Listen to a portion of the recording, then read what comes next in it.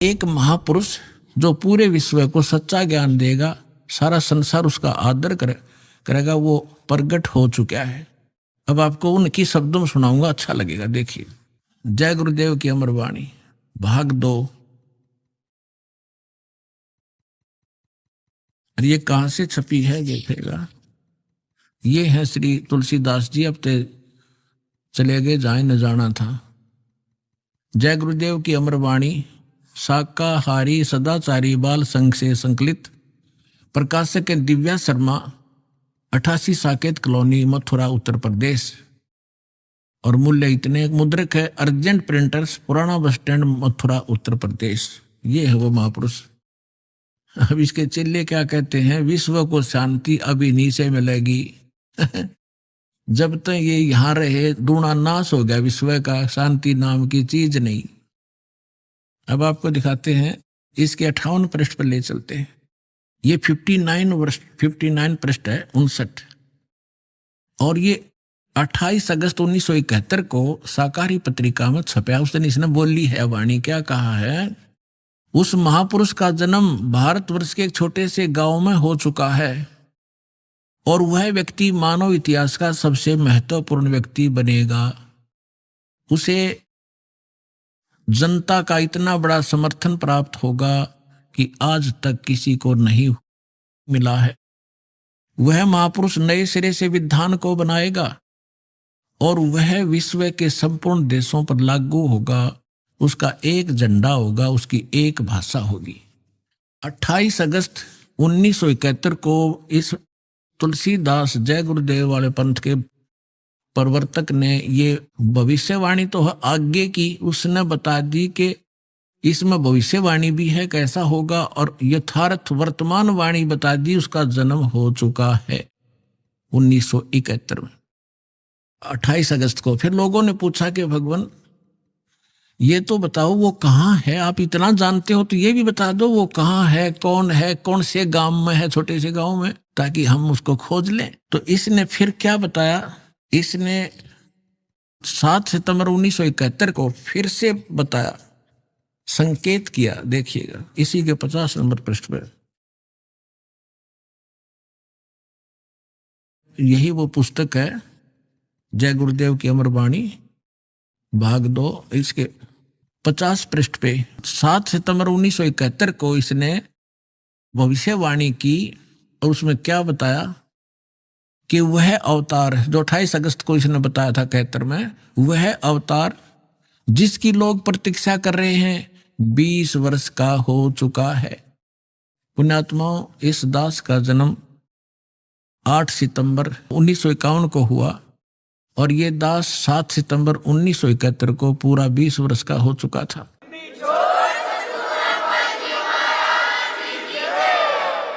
ये देखिएगा, वह अवतार जिसकी लोग प्रतीक्षा कर रहे हैं वो 20 वर्ष का हो चुका है। यदि उसका पता बता दूं तो लोग पीछे पड़ जाएंगे। अभी ऊपर से आदेश बताने के लिए नहीं हो रहा है, मैं समय का इंतजार कर रहा हूं और सभी महात्माओं ने समय का इंतजार किया है। समय आते ही सबको सब कुछ मालूम हो जाएगा। ये 7 सितंबर 1971 को उसने भविष्यवाणी की। इस दास ने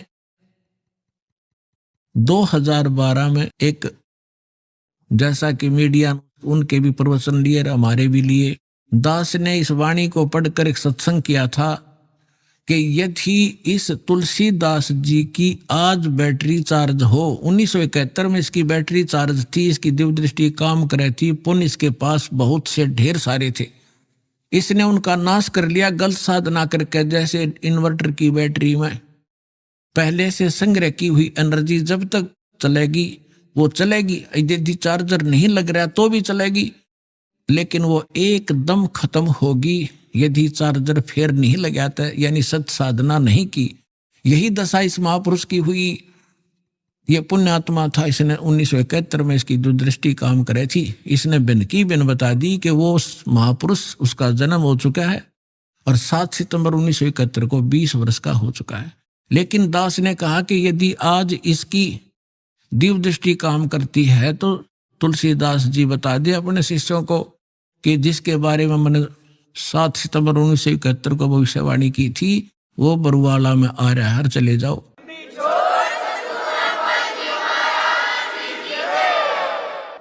लेकिन ऐसा ना करके बल्कि विरोध किया उसके अनुयायियों ने, तो परमात्मा ने उसको इसीलिए जीवित रखा था। 108 वर्ष का हो गया था कि शायद यो अपने ऊपर से भार तार दे और मेरा काम हल्का हो जाए, भगवान ने सोचा था। लेकिन अहंकार भर गया उस प्राणी में, लाखों करोड़ों शेष हो गए। हरि क्या करेंगे वो करोड़ कहाँ जाएंगे, आप पता नहीं कहाँ कौन सी योनि भोग रहा होगा। तो दास ने कहा था कि अगर इसके अंदर आज वो दिव्य दृष्टि है तो बता दे, नहीं तो ये फ्यूज हो चुका है। जब उसने नहीं बताया तो 6 महीने के अंदर उसकी टिकट कट गई, चला गया। और एक नास्त्रेदमस नाम के महापुरुष हुए हैं, उन्होंने भी कंप्लीट दास के ऊपर, आपने उसको पढ़ा भी होगा, ज्ञान गंगा के अंदर भी वो आपके लिए भक्तों ने बनाकर भेज रखा है, आपने पढ़ा होगा, नहीं तो पढ़ लेना। उन्होंने टू दी पॉइंट बता रखा है सारा का सारा। और कल एक भक्त ने किसी पत्रिका में छपी हुई एक किसी भविष्य वक्ता को बहन हुई है, उसकी एक वाणी यहाँ देकर गया, क्योंकि आज तो भगत हमारे पारखू हो गए, विद्वान हो गए, तुरंत समझ जाते हैं कि ये वाणी किसके लिए बोली जा रही है। तो यहाँ देकर गए, उसको कल हमने देखा और आज आपके रूबरू कर रहे हैं, जिसके अंदर कमाल कर रखा है। यह पत्रिका जो दास आपको दिखा रहा है, ये केवल 2 पेज देकर गया कोई भक्त, यहाँ किसी भक्त को। इसमें पत्रिका का नाम नहीं है, लेकिन इसमें वाणी जो लिखी है ये कमाल की है, देखिएगा, यथार्थ है। इसका फिर भक्तों ने इस यूट्यूब पर भी खोजा है, जो का त्यों पाया है। एक फ्लोरेंस नाम की भविष्य वक्ता हुई है अमेरिका में, और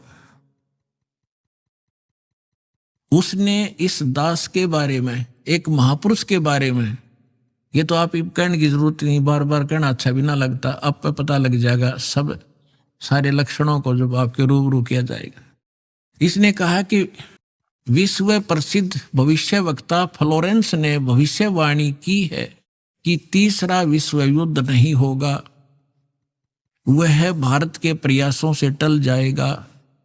एक दिव्य महापुरुष की विचारधारा से भारत में एक आध्यात्मिक लोग सत्ता में आएंगे।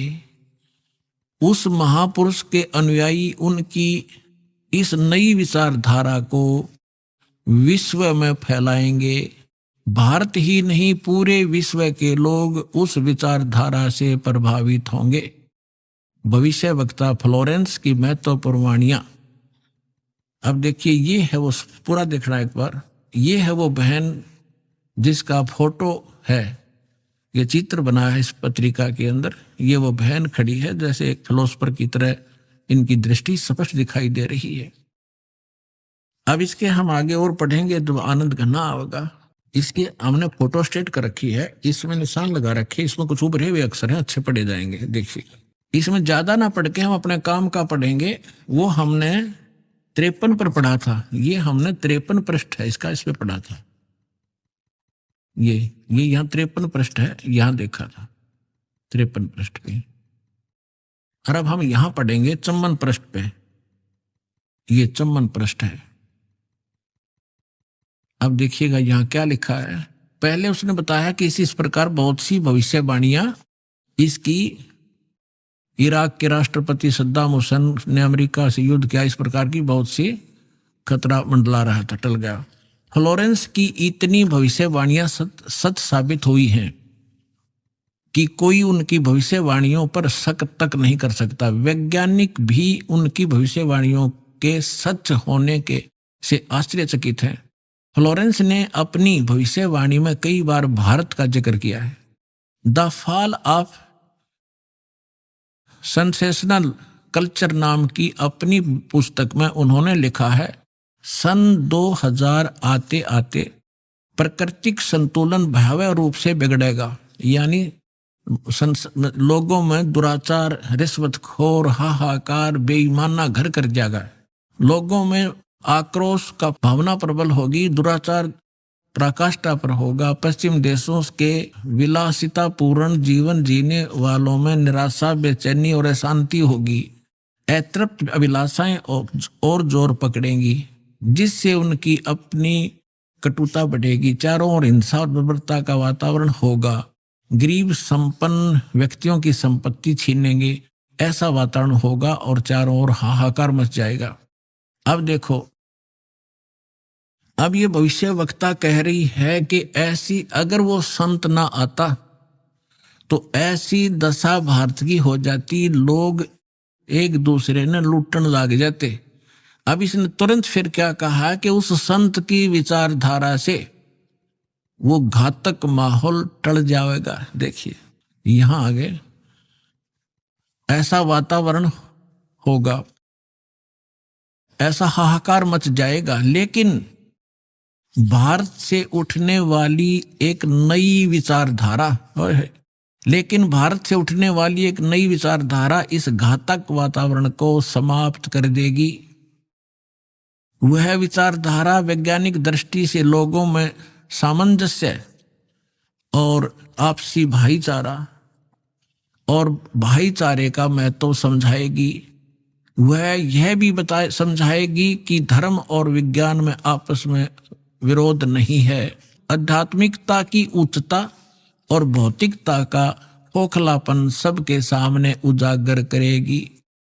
अपने आत्माओं, ये तो चलो इन भविष्य वक्ताओं का तो इतना काम समझ लो आप, जैसे परमात्मा ने विद्वान बना दिया, पृथ्वी और सूरज बना दी, सब नक्षत्र बना दिए और समय अपने आप निर्धारित है कि इस समय 6:20 पर सूर्य उदय होगा। अगर कोई खगोल भगोल का ज्ञाता अब बता दे कि फलानी तारीख को 6:20 पर सूर्य उदय होगा, वो ना बताता तो भी उसी समय होना ही था वो, क्योंकि उस परमात्मा ने वो निर्धारित सिस्टम बना ही रखा है। तो ये ना बताते तो भी परमात्मा ने पहले बोल ही रखा है, निर्धारित दिन ठीक का धर रखा है, वो तो ये होना ही होना था। ये बता रहे हैं तो आपके लिए और ज्यादा गोल्डन चांस है। सभी पुण्यात्माओं ने देर नहीं करनी चाहिए। महापुरुष बार बार कोई झूठ बोल रहे हैं, परमात्मा ने कहा, सब संत कहें, और ये भविष्य वक्ता बताने लग रहे जो इस देश से भी संबंधित नहीं थे, और फिर भी नहीं समझोगे तो कति बालक हो तुम, तो बुद्धि ही नहीं दी फिर आपको। जैसे दास बहुत बार आपको समझाता है, हर एक प्रवचन में परमात्मा ने जो पहले बोला था वही दास आज बता रहा है। और अभी भी बहुत से मेरे अधिकतर जितने भी प्रवचन होते हैं इसी आधार पर होते हैं कि आप क्या कर रहे हो। आप यहाँ अरबपति बन गए, खरबपति बन गए, दुनिया न लूट लूट के, और वो सारा छोड़कर चले गए। सर्व सोने की लंका थी वह रावण से रणधीरम, एक पलक में राज विराजी जम के पड़े जंजीर। चक्रवर्ती राजा था, सारी पृथ्वी पर शासन करे था, चूहा बनकर एक बिल खोद कर रह रहा है। खा कहिए कहते राम रटत निर्धन भला, टूटी घर की छान व सुंदर महल किस काम के, जा भक्ति नहीं भगवान। तो यहां ये बताना चाह रहे हैं, ये माइन बहन ने बताया है कि वो संत की विचारधारा से आध्यात्मिकता की उच्चता और इस भौतिकवाद का खोखलापन उजागर होगा। ये हो रहा है आपके सामने और सबकी आत्मा मान रही इस बात को, सचमुच ऐसा है। देखिए ये कह रहे हैं कि आध्यात्मिकता की उच्चता और भौतिकता का खोखलापन सबके सामने उजागर करेगी। मध्य वर्ग उस विचारधारा से बहुत प्रभावित होगा।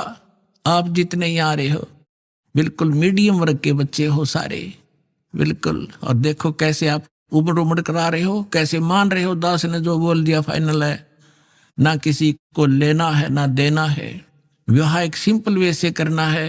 हम विवाह के ऊपर इतना खर्चा कर देते हैं, फिर आगे छूचक बात पता नहीं कितने कुबाड़ हमने सर पर रख लिए। जब ब्रह्मा विष्णु महेश का ब्याह किया था दुर्गा ने, ना कोई भाती था ना बराती था, ना कोई जलेबी तारे था, ना कोई डीजे बजानिया था। उठाकर कह दिया ले भाई ब्रह्मा या तेरी पत्नी सावित्री अपना घर बसा बेटा, लक्ष्मी दे दी विष्णु को ले बेटा या तेरी पत्नी जाओ अपना घर बसाओ, और शंकर जी को पार्वती दे दी जाओ भाई हो गया ब्याह। अरे बाकी बकवाद तो बेमतलब की है जो हम किया करते थे, अपने सिर पर बोझ धर लिया सारा जीवन इन बकवादों के लिए, जोड़े जाते लुटे जाते ये फूक जाते। अब देखिएगा, मध्य वर्ग उस विचारधारा से बहुत प्रभावित होगा। यह वर्ग समाज के सभी वर्गों को अच्छे समाज के निर्माण के लिए उत्प्रेरित करेगा। यह विचारधारा पूरे विश्व में चमत्कारी परिवर्तन लाएगी। मुझे अपनी छठी अतीन्द्रिय शक्ति से ये एहसास हो रहा है कि इस विचारधारा को जन्म देने वाला एक महान संत भारत में जन्म ले चुका है।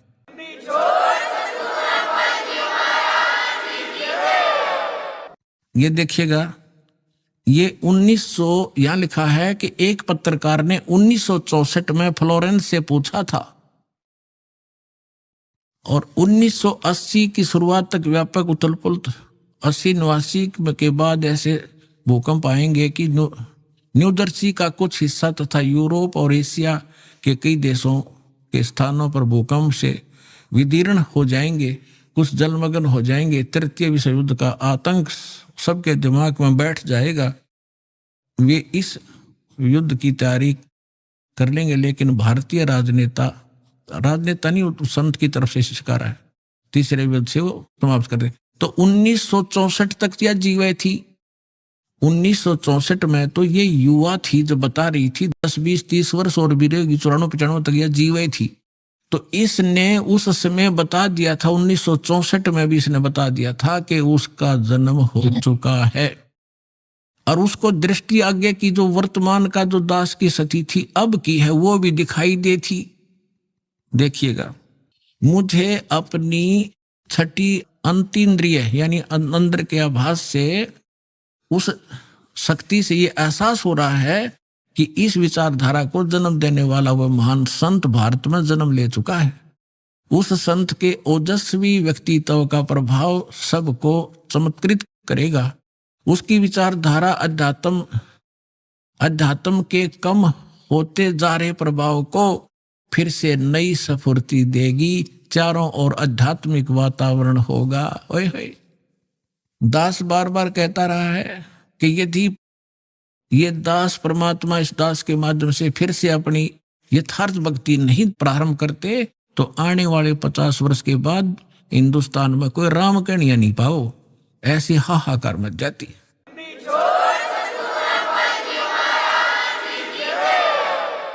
तो इसमें यही कहा है कि वो फिर गिरते हुए अध्यात्म सत्र को फिर से उभारेगा, इसका ये भावार्थ है।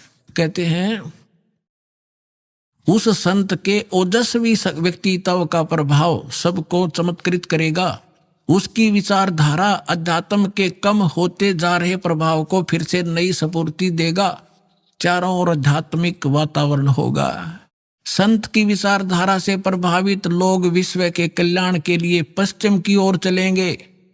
धीरे धीरे एशिया, यूरोप, अमेरिका पर पूरी तरह छा जाएंगे। उस संत की विचारधारा से पूरा विश्व प्रभावित होगा, उनके चरण चिन्हों पर चलेगा। पश्चिमी देश के लोग, अमेरिका, इंग्लैंड आदि, उन्हें ईसा, मुसलमान उन्हें एक सच्चा रहनुमा और एशिया के लोग उन्हें भगवान का अवतार मानेंगे। उस महासंत की विचारधारा से बौद्धिक क्रांति आएगी। बौद्धिक माने अच्छी बुद्धिमान लोग उसके साथ होंगे। देखो, बुद्धिजीवियों की मान्यताएं बदलेंगी। जो ये अंग्रेज पाके बैठे बड़े बड़े अफसर कहते हैं नवी सोचने पर विवश होना पड़ेगा कि तुम कर क्या रहे हो, करना क्या चाहिए था। बुद्धिजीवियों की मान्यताएं बदलेंगी, उनमें ईश्वर के प्रति श्रद्धा और विश्वास की कोपलें फूटेंगी। फ्लोरेंस के अनुसार वह संत भारत में जन्म ले चुके हैं। वह इस संत से काफी प्रभावित थी। अपनी एक दूसरी पुस्तक golden light of new era में भी उन्होंने लिखा है कि जब मैं ध्यान लगाती हूं तो अक्सर एक संत को देखती हूं, गौर वर्ण के यानी गोरे वर्ण के। उस संत के ललाट पर गजब के तेज होता है। उनके ललाट पर आकाश से एक नक्षत्र के प्रकाश की किरणें निरंतर बरसती रहती है। अपने आत्माओं, आप देखिएगा ये इस तरह आती है। ये जैसे परमात्मा बैठे हैं सतलोक में, वहां से इस दास के ऊपर ये ऐसी अपनी किरण बरसा रहे हैं। यहां से आकाश से आ रही है और दास के ऊपर परमात्मा की शक्ति निरंतर चल रही है। उसी से आगे आपको कनेक्शन दिया जा रहा है। अब उसी को ये बहन बता रही है फ्लोरेंस, अपनी दिव्य दृष्टि से देख करके उसके ऊपर माथे पर यानी उसके सिर के ऊपर, उस पर ऊपर से आकाश से नक्षत्रों से एक लाइट निरंतर आ रही है जो उसके माथे पर बरस रही है और वही शक्ति आगे आप में जा रही है।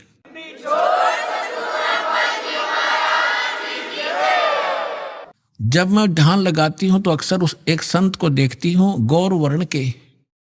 अब देखो यहां थोड़ा सा लिखना भूल गया, फिर इन भक्तों ने अपना ने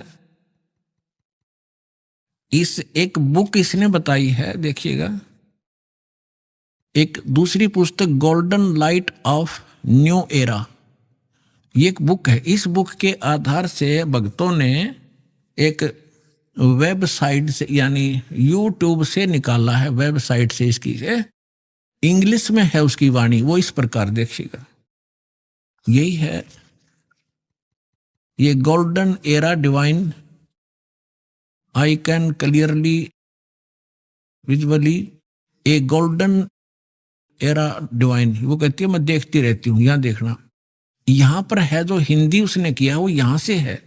when I enter great flights of meditation I visualise, मैं देखती हूं।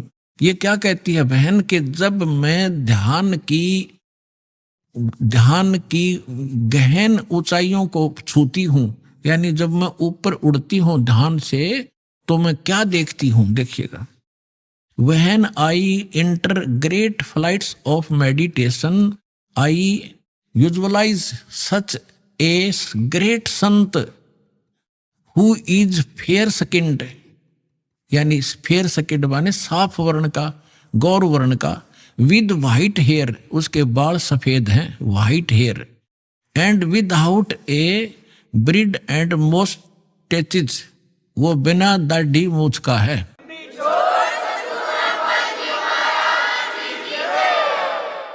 और उसके सफेद बाल हैं। दास की इस एज को वो उस समय देख रही थी कि उस समय वो ढूंढा ठावेगा। अब उसी का अंश इसने यहां थोड़ा सा कम अनुवाद कर पाया, या भूल गया होगा। इसने अपनी दूसरी पुस्तक golden light of new era में भी लिखा है, जब मैं ध्यान लगाती हूं तो अक्सर एक संत को देखती हूं गौर वर्ण के, आगे लिखना भूल गया, सफेद बाल थे बिना दाढ़ी मूछ का। अब दरअसल क्या है कि ये कोई पत्रकार ने उस वाणी को, उसकी बोली हुई को अपने ढंग से चित्रार्थ किया है। तो इन लोगों का दृष्टिकोण था किसी और संत पे कि वो हो सकता है।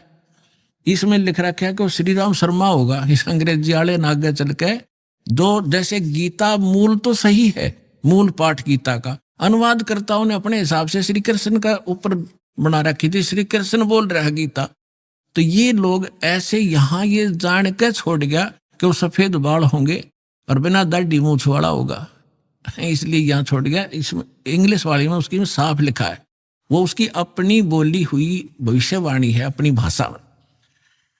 यहां देखिएगा, जब मैं ध्यान की लगाती हूं तो अक्सर एक संत को देखती हूं गौर वर्ण के। उस संत के ललाट पर गजब के तेज होता है, उनके माथे पर ललाट पर आकाश से एक नक्षत्र के प्रकाश की किरणें निरंतर बरसती रहती हैं।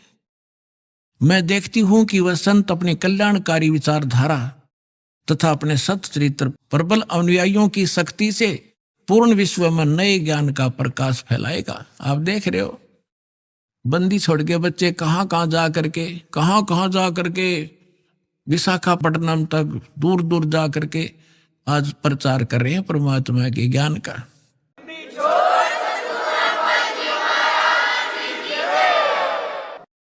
देखियो, तो वह संत अपनी कल्याणकारी विचारधारा तथा अपने सच्चरित्र प्रबल अनुयायियों की शक्ति से संपूर्ण विश्व में नए ज्ञान का प्रकाश फैला रहे हैं। वह संत अपनी शक्ति निरंतर बढ़ा रहे हैं। उनमें इतनी शक्ति है कि वह प्राकृतिक परिवर्तन भी कर सकते हैं।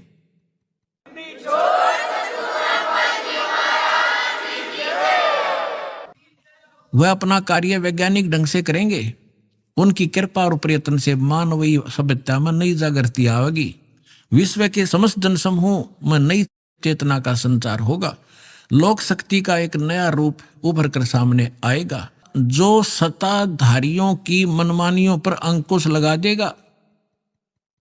जो राजा लोग अपनी मनमानी बकवाद करते हैं, उस संत के अनुयायी उनको विवश कर देंगे कि बंदे बनकर रहो, बकवाद बहुत दिन कर ली तुमने। देखिएगा, विश्व के समस्त जनसमूह में नई चेतना का संचार होगा। लोक शक्ति का एक नया रूप उभर कर सामने आएगा, और जो सत्ताधारियों की मनमानियों पर अंकुश लगा देगा, राजनेताओं के ऊपर। मनोचिकित्सक तथा सम्मोहन कला के विश्व प्रसिद्ध ज्ञाता डॉक्टर मोरे बर्स्टीन की फ्लोरेंस से अच्छी दोस्ती थी। एक बार फ्लोरेंस ने उनसे भी कहा था कि डॉक्टर, वह समय बड़ी तेजी से निकट आ रहा है जब सत्ता लोलुप्त राजनेताओं की अपेक्षा आप जैसे समाज सेवकों की बातें समाज अधिक ध्यान से सुनेगा।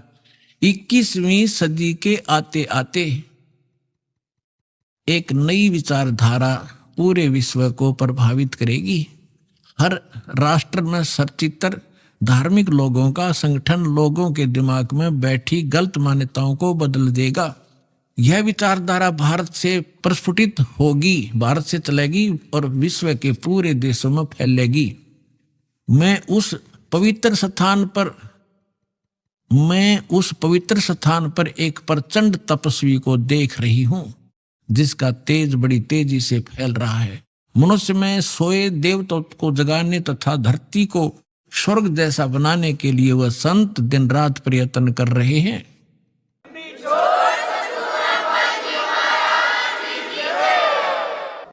एक पत्रकार ने 1964 में फ्लोरेंस से पूछा था कि क्या वह दुनिया का भविष्य बता सकती है। फ्लोरेंस ने इसके बाद जवाब में कहा था 1980 में ये होगा, 1990 में ये होगा, सारा कुछ बताया था। ठीक, आगे क्या बताया है कि तीसरा विश्व युद्ध के शुरू होने तक भारत के शासन की बागडोर, ये कहते हैं कि विश्व युद्ध का आतंक सबके दिमाग में बैठ जाएगा और भारतीय राजनेता अपने प्रभाव और बुद्धि से तीसरे विश्व युद्ध को टालने में सफल हो जाएंगे। तीसरे विश्व युद्ध के शुरू होने तक भारत के शासन की बागडोर आध्यात्मिक वृत्ति के लोगों के हाथ में होगी, इसलिए उनके प्रभाव से विश्व युद्ध टलेगा। वे शासक एक महान संत के ओजस्वी तथा क्रांतिकारी विचारधारा से प्रभावित होंगे। वे उस संत के प्रति उसी तरह समर्पित होंगे जैसे वाशिंगटन स्वतंत्रता एवं मानवता के प्रति समर्पित थे। न्यू जर्सी की रहने वाली, न्यू जर्सी कोई शहर है अमेरिका में, न्यू जर्सी की रहने वाली फ्लोरेंस सचमुच एक विलक्षण महिला थी। एक बार नोबेल नामक एक व्यक्ति ने, इसने ये बताना चाहा, पत्रकार ने दिखाना चाहा है कि एक पत्रकार था अमेरिका का और वो इसका इंटरव्यू ले रहा था और वो इंटरव्यू टीवी पर चला रखा था डायरेक्ट लाइव। तो ये पूछ रहा कि आप एक संत के बारे में तो बहुत बता रही हो, लेकिन मेरे बारे में बताओ कुछ। जो प्रकरण इतना ही इसमें ना पढ़ के मैं वैसे बता दूं, जल्दी निमट जाएगी बात। तो फ्लोरेंस ने कहा कि तेरे विषय बताऊं। उसका दायां हाथ पकड़ा और उसने कहा कि आप जो है किसी दूसरे राज्य में भी प्रचार प्रसार करेगा। तो वो कह रहा था, उसने इसमें लिखा है कि मैं उससे कह रहा था कि तू भला मजाक कर रही है मेरे साथ। अगर इस इंटरव्यू को मेरी महकमे वाले सुन रहे होंगे, मेरे बॉस, तो मुझे नौकरी से निकाल देंगे। दूसरे में प्रसार तो नहीं होगा पर मैं नौकरी से जाता रहूंगा। तू क्या मजाक कर रही है। उसी समय मेरे हेड ऑफिस से टेलीफोन आया, मैंने, और मेरे लिए ही था, मैंने उठाया। मेरा बॉस कह रहा था कि मैं तुम्हारा इंटरव्यू देख रहा हूं, मैं हैरान हूं कि हमने निश्चय कर लिया है आपको न्यूयॉर्क के अंदर प्रचार प्रसार के लिए भेजना है और जल्द कल ही इसका डिक्लेयर करेंगे, फाइनल हो चुका है। मैं हैरान हूं, तुम्हारा इंटरव्यू मैं सुन रहा हूं कि इस फ्लोरेंस को कैसे पता चला। और आप जल्दी आ जाइए, आपको वहां भेज रहे। तो ये कहने का तात्पर्य है, वो इंटरव्यू लेने वाला ये कह रहा है उसकी इतनी सटीक भविष्यवाणी थी, तो वही कह रही है जो संत के बारे में उसकी झूठी नहीं हो सकती। अब देखिएगा, अब यहां देखिएगा, ये मैंने छोड़ दिया, यहां वही बता रहा था ये टीवी के कार्यक्रम के दौरान उनसे बोला, मैं बोला, वो पत्रकार कह रहा है, आप भारत में जन्मे ले चुके संत के बारे में तो अक्सर बताती रहती हो, मैं अपने बारे में भी कुछ जानना चाहता हूं, बताइए। फ्लोरेंस ने उसके दाहिने हाथ को थाम लिया और बोली, आप बहुत जल्दी किसी दूसरे राज्य में प्रसारण करेंगे। नोबेल ने एक प्रसारण सेवा के, वो एक कर्मचारी थे उस प्रसारण सेवा के, इस बात पर हंसने लगे। कुछ क्षण बाद बोले कि आपने मुझसे अच्छा मजाक किया, यदि हमारी कंपनी के अधिकारी इस कार्यक्रम को देख रहे होंगे तो दूसरे राज्य में तो जाऊंगा या नहीं, फिलहाल अपनी कंपनी से तुरंत निकाल दिया जाऊंगा। फिर पीछे घोषणा ये लिख दिया उसने कि वहां, अब कहते नोबेल के जब फोन पर उठाया तो उसने बताया कि हमने न्यूयॉर्क के प्रसारण का काम शुरू करने का निर्णय लिया है, वहां तुम्हें भी भेजा जाएगा। अभी यह बात गुप्त रखना, इसकी घोषणा कल की जाएगी। मैं टीवी पर फ्लोरेंस के साथ तुम्हारी बातचीत देख रहा था, वो बॉस बोल रहा है, फ्लोरेंस ने तुम्हारे विषय में जो बताया वो पूरी तरह सच है। आश्चर्य है कि यह बात कैसे मालूम होगी। नोबेल फ्लोरेंस का चेहरा देखता रह गया। अब उस लड़की ने ये सटीक भविष्यवाणी ये सिद्ध की इसने, और उसी ने उस संत के बारे में की। आगे फिर देखना, उस कुछ पत्रकारों ने उनसे एक बार पूछा था कि वे भविष्य को कैसे देख लेती है तथा गायब व्यक्ति या वस्तुओं का पता कैसे लगा लेती हैं। तो फ्लोरेंस ने बताया, मुझे स्वयं नहीं मालूम कि यह कैसे संभव हो जाता है।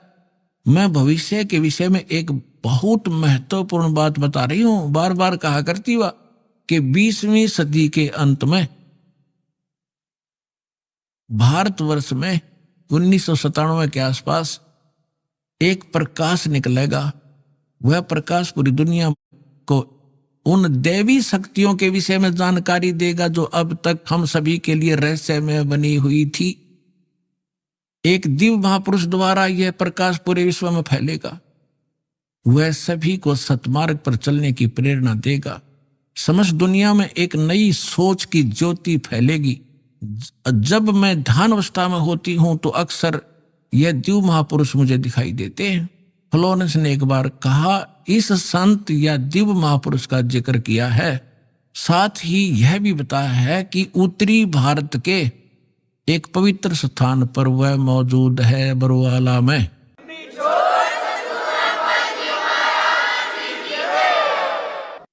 अब आप हिसाब लगा लियो पुण्यात्माओं, कौन है वो दास